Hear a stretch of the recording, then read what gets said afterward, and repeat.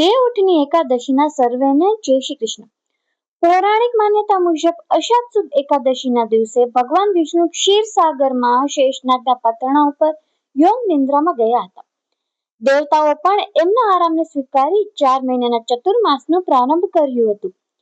વિષ્ણુ ભગવાનની નિંદ્રાથી જગતમાં ધાર્મિક પ્રવૃત્તિ થોડી શાંત થઈ ગઈ. શુભ કાર્ય અટકાવી દેવામાં આવ્યા હતા અને માન્યતા મુજબ સૃષ્ટિ ચક્ર પણ ધીમું પડી ગયું હતું. આ સમય દરમિયાન પૃથ્વી દેવી અને દેવતાઓ અધર્મી તત્વની વૃદ્ધિથી ચિંતિત બની ગયા અને વિષ્ણુ ભગવાનના જાગરણની પ્રાર્થના કરતા રહ્યા. 4 મહિના પછી કાર્તિક સુદ એકાદશીનો પવિત્ર દિવસ આવ્યો. તે દિવસે દેવેન્દ્ર પૃથ્વી દેવી અને ઋષિ મુનિઓ પ્રાર્થનાથી ક્ષીરસાગરમાંથી ધીમે ધીમે ચઢળવા લાગ્યો અને શેષનાગ હલ્યા, સૂચવતા કે ભગવાન હવે જાગવા માટે તૈયાર છે.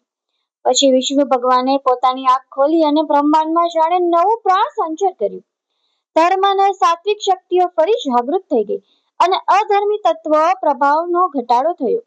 દેવતાઓએ આનંદ સાથે ભગવાનની આરતી કરી અને માનવ જાતને દિવ્ય પ્રગટાવી. ઉપવાસ રાખી અને પૂજન કરીને આ જાગૃતિનું સ્વાગત કર્યું.